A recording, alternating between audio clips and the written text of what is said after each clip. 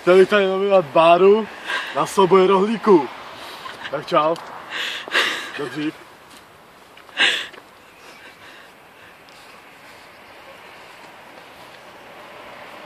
Je to suchý. To je jasný.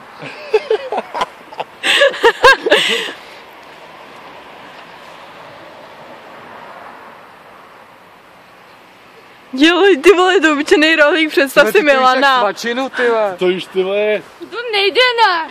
To zkusila. Já to zkuchlou. Já to špatně. Dělej, Praxe, ne? představ si Milana. Vidíš, jak ti to půjde. Představ si Pepu a hned to budeš mít v sobě.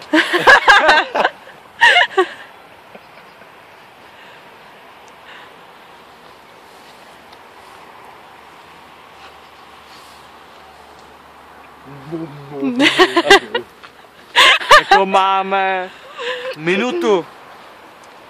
Doma pilozis. To právě vždycky. No jak pozdě.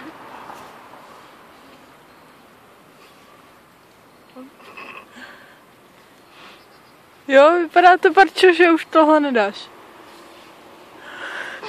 Teď jsi si představila toho Pepu, já jsem to věděl.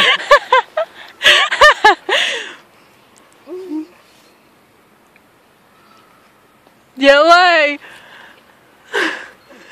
Ty je to obyčejný rohlík, ty vole. No zkusne. Tak to zapiješ pivem. Co říkala? Tak ale dejte to po 2 minuty, nebuďte chabí, ne? No asi, čekáme ty. Už to budou 2 minuty, tak dělejte, ne? Pohně tak ostrovně. Dělej. A prý do minuty, kdo se žere, ne? Jo, vlastně. To... Marek, tady takový challenge. Musíme bojit bez toho. 2 minuty, jako vy jste trapný, ne? Neříkali jste do minuty. No. No, jde dál. Povím. No, nemluvím. Já bych to zkusil dát do ty minuty. To dáš ty, Možná, vole. kdyby byl měkký, kdyby nebyl křupavý, kdyby byl gumový. No, ale to už Máš to? Řekni. Šedý. Já se vzdávám.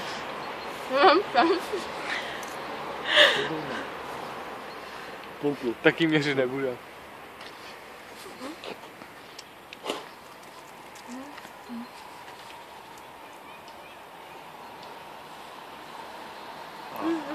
Dobrý?